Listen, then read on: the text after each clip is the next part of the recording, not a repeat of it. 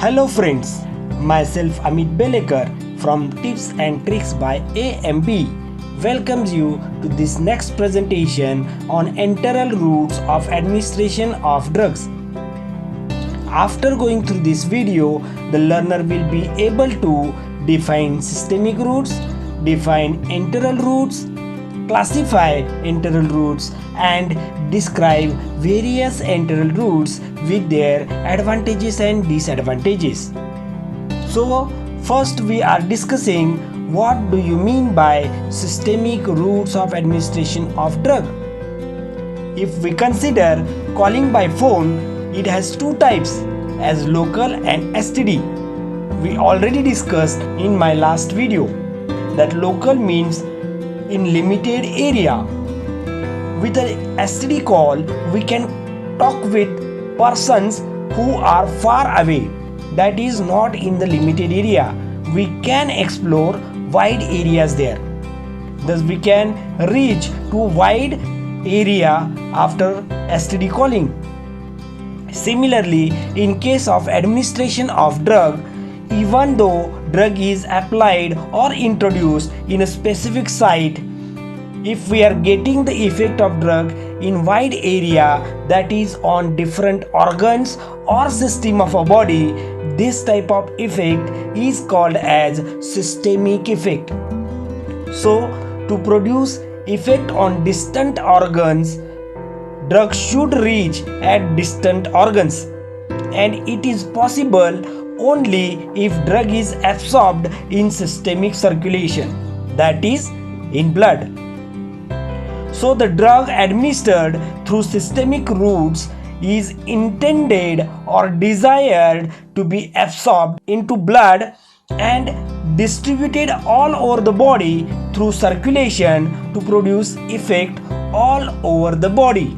So the route of administration from which drug is absorbed into the systemic circulation in a concentration to produce effect all over the body are called as systemic routes.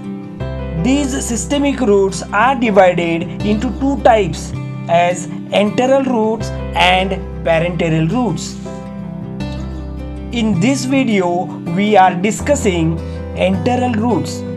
So what is meaning of enteral route? Enteral is the word which is obtained from a Greek word, that is enteron.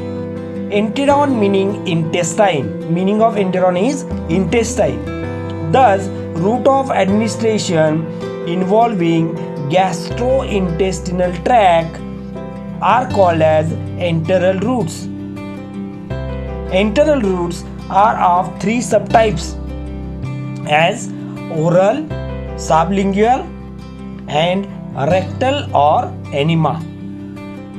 First we are discussing about oral route of administration of drug. It is the oldest and commonest route of administration of drug in which drug in solid or liquid form are placed in mouth cavity and swallowed with the help of liquids like water or milk, etc. Sometimes tablet it is chewed first and then it is swallowed. Drug is absorbed from stomach and intestine whenever drug it is taken by oral route.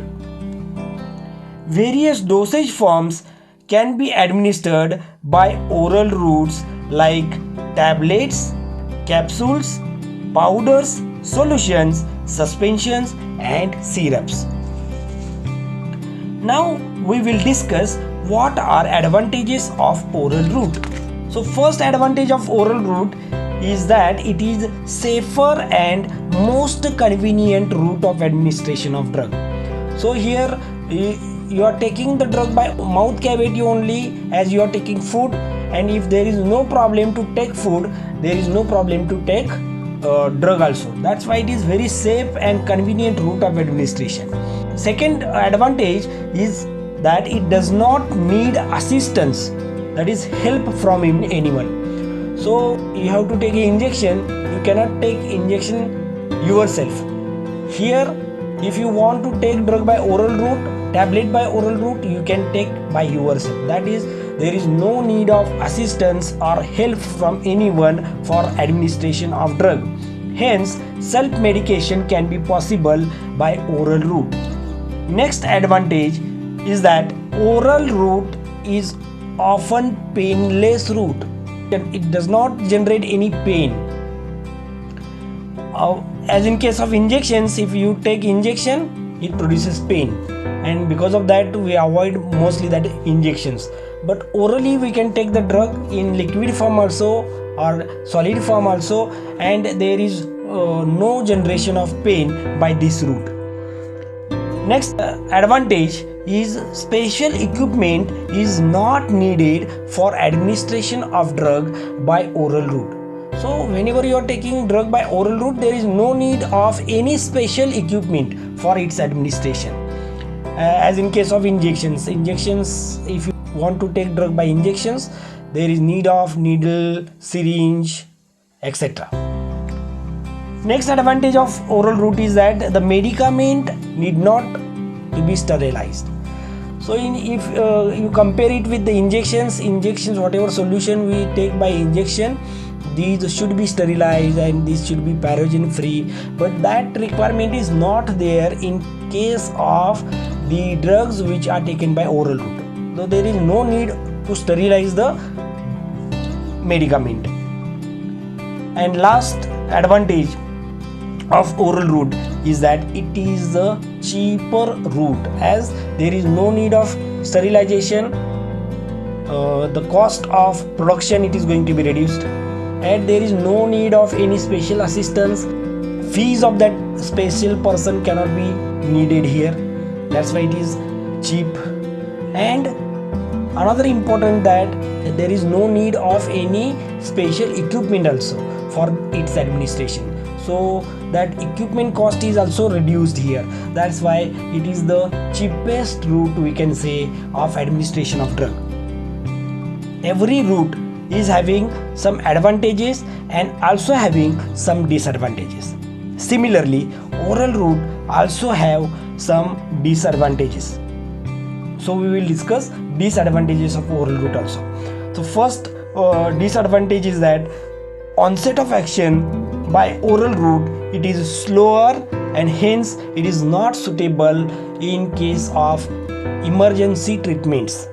So if there is emergency, we prefer injections rather oral route. Okay, so oral route, it is not suitable for emergencies, as it is not having fast onset of action. Its onset of action is slower, because whenever we take a tablet by oral route, it should be get disintegrated first into the stomach, then dissolved into the gastric content, and then its absorption started. That's why it takes some time to produce the effect. That's why onset of action is very slow in case of oral route. Next disadvantage is that unpalatable drugs like bitter drugs or the drugs which are having offensive taste or offensive odor, they are difficult to administer by oral route. Okay, so various Ayurvedic kadhas we cannot take because these kadhas are bitter in taste. They are not having good taste. That's why we are avoiding that Ayurvedic kadha, isn't it? So unpalatable drugs which are having bitter taste or offensive taste or odor, these are difficult to administer by oral route. That is the second disadvantage. Now next disadvantage is that some drugs causes nausea and vomiting, because these drugs are having ability to irritate the gastrointestinal tract, and because of that, because of this irritation, there are chances of increasing acidity, and because of that, nausea and vomiting can be produced. That is the another disadvantage of oral route. Next disadvantage of oral route is that this route cannot be used to uncooperative, unconscious and vomiting person. So vomiting person means who is having recurrent vomiting. So if you give a tablet to that person, he vomit it and drug comes out again or tablet comes out again and we cannot get effect. So it is not useful in that person who is having recurrent vomiting. Unconscious person, if you want to give medicament to unconscious person, it is not possible to give the drug by oral route because person is unconscious and there are chances of aspiration of that medicament or liquid into the respiratory tract, and that is very dangerous. And in case of unconscious person, we cannot use oral route. Third is uncooperative person. Uncooperative person means the person who is denying to take the drug. In that case, we cannot give the drug by oral route. For example, persons who are affected by various psychological illnesses, if that person refuses to take the drug orally, it is not possible to give that person drug by oral route. So uncooperative, unconscious, and person who is having recurrent vomiting, in that case we cannot use that oral route. Next disadvantage, certain drugs like streptomycin are not absorbed through this route. Some drugs are destroyed by digestive juices. So that is again the disadvantage. Whenever you are taking drug by oral route, there is degradation of drug can take place because of gastrointestinal juices which are present in gastrointestinal tract. For example, insulin is there, penicillin G is there. Both these drugs are destroyed whenever taken orally, and these drugs are ineffective orally. Or sometimes their drugs are destroyed in liver by first pass metabolism. So first pass metabolism means whenever drug is taken by oral route, it enters into the intestine. From intestine it is absorbed into the portal vein, and through the portal vein it comes into the liver, and here its metabolism can take place. This is called as first pass metabolism. So the drugs which are highly first pass metabolized, these are ineffective, or these cannot be given by oral route. For example, testosterone is there, nitroglycerin is there, and lignocaine. These are the drugs which cannot be given by oral route because of high first pass metabolism. These drugs are ineffective when taken by oral route. So these are the disadvantages of oral route. Now next enteral route we have to discuss is sublingual route. Sublingual, this word came from two words, as sub, which is meaning below, and lingual, meaning tongue. Thus in this route, the tablet or pellet containing the drug is placed under the tongue and allowed to dissolve in mouth cavity. Drugs are absorbed through mucous membrane directly into the circulation. For example, ephedrine, used for status asthmaticus, or nitroglycerin, used for angina pectoris. These drugs are used by sublingual route in emergency conditions. So sublingual route is also having some advantages and some disadvantages. So what are the advantages of sublingual route? First advantage of sublingual route is absorption of drug is relatively rapid and action can be produced within minutes. So if you see below tongue, there is tremendous vascular supply is there, and because of that, drug is rapidly absorbed from that vascular supply into the blood, and because of that we can get very quick effect after sublingual administration of drug. Hence this route is useful in emergencies. Second advantage is liver is bypassed here. So drug is not reaching to the directly to the liver, as in case of oral route. Whatever the drug taken by oral route, it first goes into the liver, and there is chances of first pass metabolism. But here we can bypass the liver, and because of that, drugs with high first pass metabolism can be absorbed directly into the systemic circulation, and these can be taken by sublingual route rather than oral route. Third advantage is that to avoid adverse effect, one can split the drug after desired effect has been achieved. That is very, very important. That is not possible in any other route. It is only possible into sublingual route, that we, after production of the effect, whatever desired effect it is achieved, you can split the tablet or pellet to avoid adverse effects of the drug. So that is only possible in case of sublingual route. Similarly, this route is having some disadvantages also. So disadvantages, first disadvantage is that only lipid soluble and non-irritating drugs can be administered by this route, because if drug is lipid soluble, then and then only it can be absorbed into the systemic circulation from the sublingual route. So lipid solubility is very very important, and second characters needed in the drug, that is it should be non-irritating. So lipid soluble and non-irritating drugs only can be used by this route. And second disadvantage is that drug directly reaches to the left side of heart in high concentration, and there are chances of production of cardiac toxicity. Now we are discussing about third and last enteral route, that is rectal route or enema. So rectal is the word which came from rectum. Thus in this route, irritant and unpleasant drugs are introduced into the rectum in the form of suppositories or solution, which is also called as enema, to achieve systemic effect or local effect also. So by this route we can get systemic effect also, and this route can be employed to achieve local effect also. It is of two types.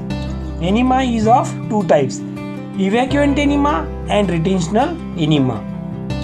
First we will discuss what is evacuant enema. In this type of enema, about 600 ml of liquid drug is administered into rectum for local effect or to evacuate the bowel. So that is again the local effect. So evacuant enema, it is not used for not used to achieve systemic effect. It is only used to achieve local effect or to remove the contents of the rectum or large intestine out of the body. That is called as evacuation of bowel. So to remove that content from the large intestine out of the body, that is called as evacuation of bowel. To achieve that, this type of enema it is used. It is used to remove fecal matter from the bowel. It is used before surgical operation, delivery, and for investigation of GIT by X-ray. So for all these procedures, there is need of empty GI tract. So to remove fecal matter from the intestine, large intestine or bowel, we can use this type of enema. An example of this type of enema is soap enema. Now we are discussing about retentional enema. As name indicates, in this route, medicament in the form of suppository or liquid is administered through the rectum to retain. So retentional means to retain in the bowel for achieving either local effect or systemic effect. So by this type of enema we can get either local effect or systemic effect.